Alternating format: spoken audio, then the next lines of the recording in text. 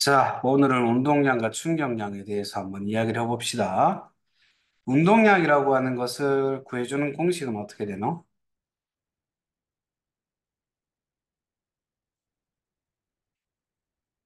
질량 곱하기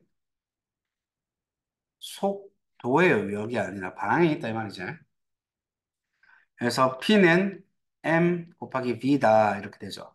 MVP. 그래서 단위도 킬로그램 미터 퍼 세크로 사용을 합니다.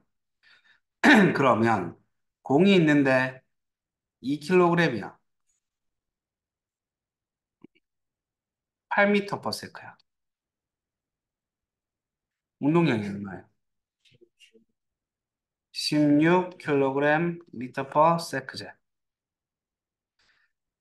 근데 이게 A라고 치고 앞에 B가 정지되어 있었어.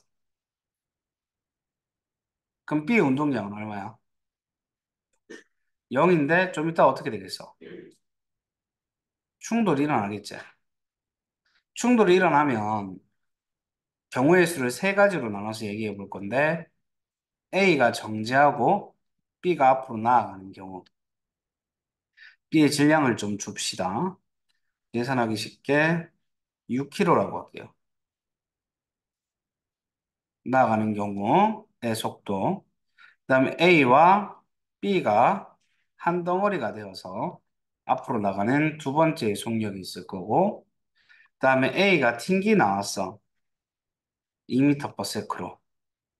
그때 B가 앞으로 얼마에 가느냐. 이런 문제가 나왔어요. 한 개씩 풀어봅시다. 일단 이걸 풀기 전에 우리가 뭘 알아야 되냐면, 운동량은 항상 뭐가 된다는 거,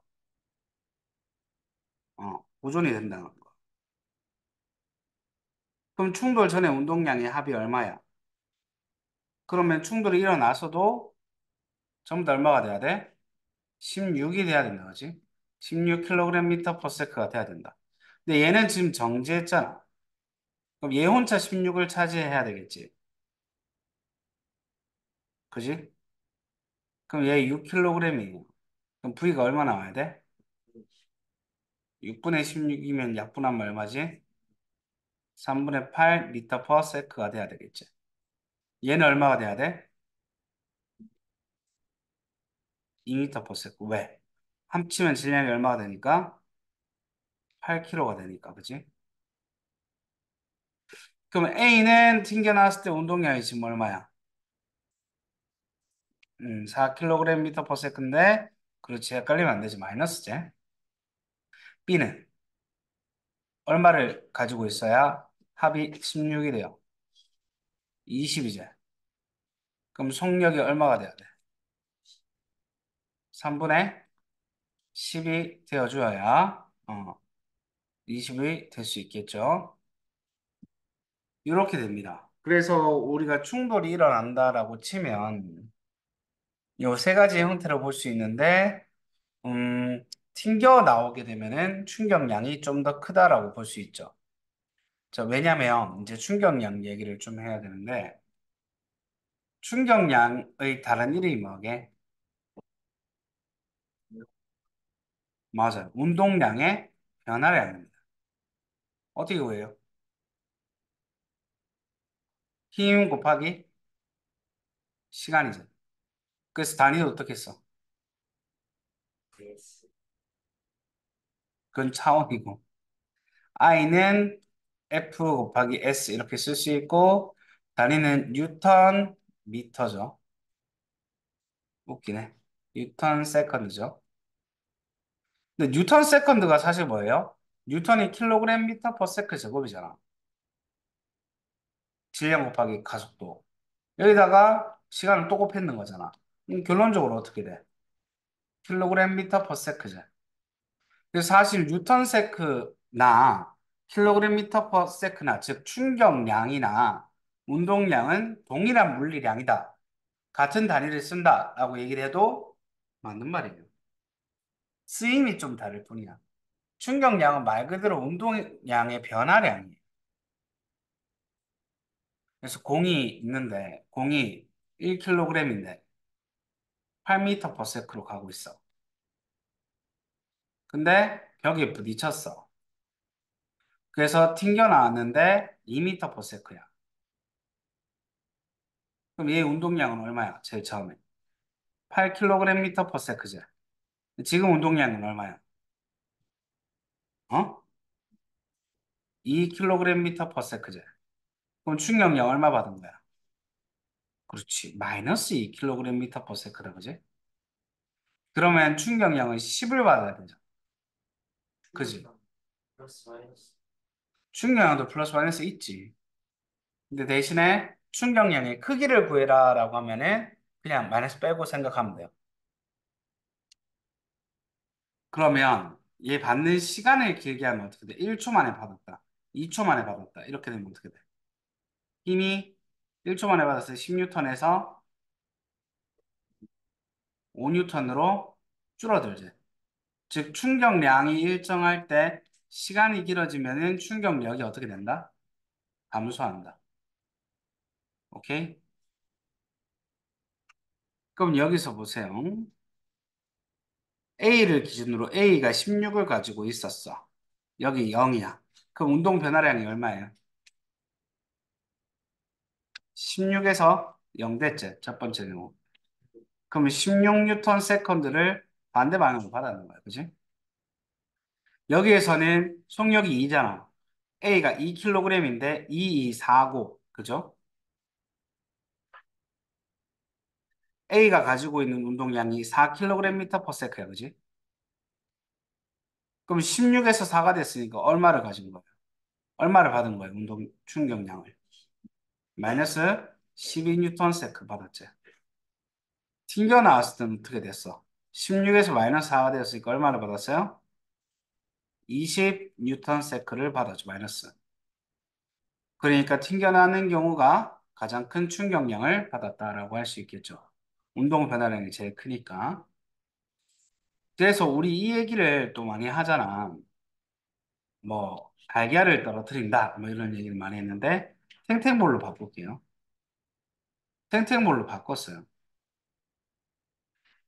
똑같은 높이에 똑같은 질량을 가지고 있는 탱탱볼이고 여기는 그냥 시멘트 바닥이고 여기에 접착제를 붙여놨어.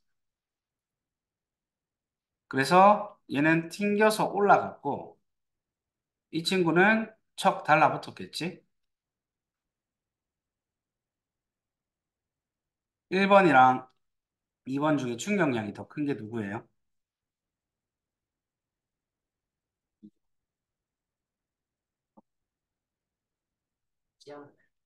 똑같다. 해볼게요. 공의 여기 높이가 10m였다고 칠게요. 10m.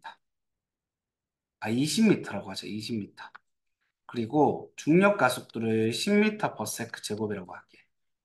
얘의 질량 계산하기 쉽게 1kg이라고 할게요. 둘 다 1kg이에요.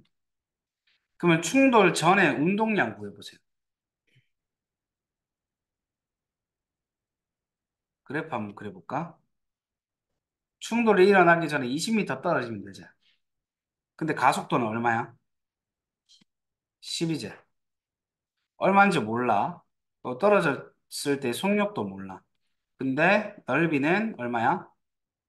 20m. 기울기는 얼만데? 10m/s 제곱. 그럼 t랑 v 값 나오지? t가 2초가 나올 거예요. 그죠? 어이, 젠장. v는 얼마 나와요? 20m/s 나오겠죠. 그러면 반틈 하면은 20m 나와. 그지? 그러면 얘가 떨어지기 직전에 운동량이 얼마야? 충돌이 일어나기 직전에 20m, 그 속력이 20m/s잖아. 질량이 1kg이고 곱하면은 20kgm/s였겠지. 둘 다. 근데 튕겨서 올라갔을 때 딱 올라가는 속력이 2m/s라고 할게요. 그러면 이 친구는 20을 가지고 왔다가 얼마를 가지게 됐냐면 2kgm/s 가지게 된 거죠. 이해돼요? 위쪽 방향으로. 근데 얘는 얼마 돼요? 20kgm/s였다가 정지되어서 0 됐죠. 그럼 얘 운동량 얼마 변했어요? 1번 경우는 얼마나 변했어? 20에서 마이너스 2가 됐어. 얼마 변했니? 22 변했죠. 얘는 얼마 변했어요? 20 변했죠. 다시 물어볼게요. 1번과 2번 중에 충격량이 더 큰 경우는 누구냐? 1번이죠. 튕겨 올라가면은 반대 방향 위쪽으로 올라가는 운동량이 생겨버리기 때문에 충격량이 그만큼 더 커지는 거예요. 이해돼요?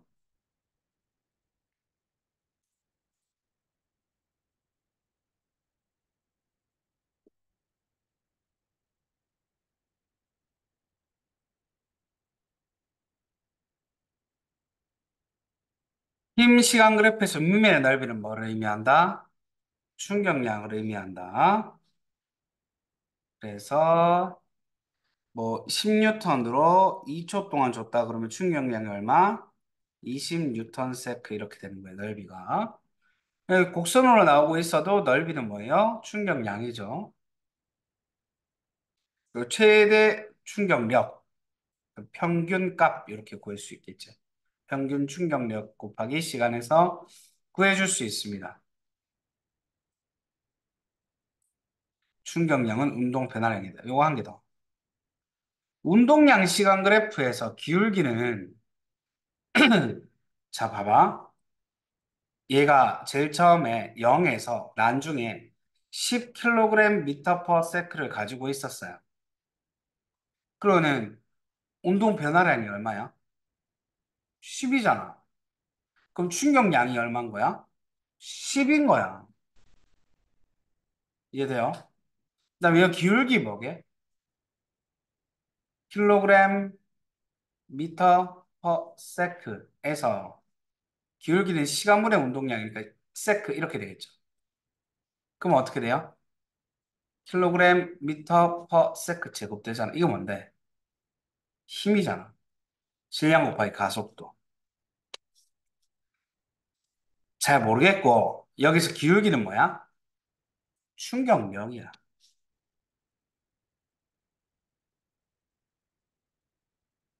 힘이라고. 이해돼요? 대답을 제가 하네.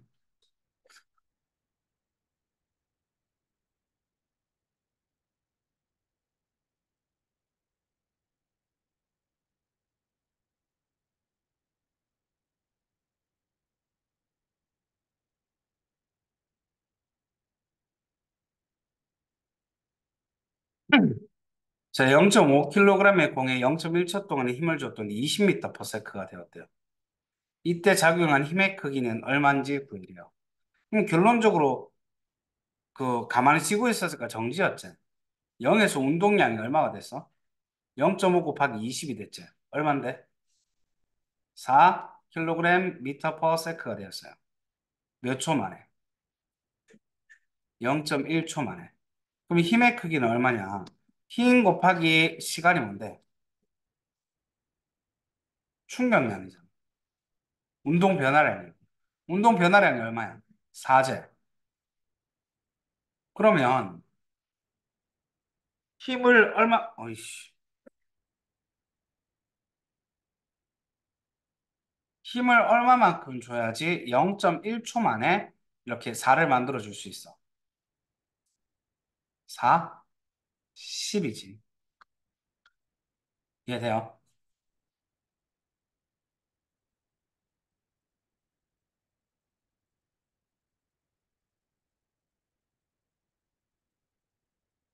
음,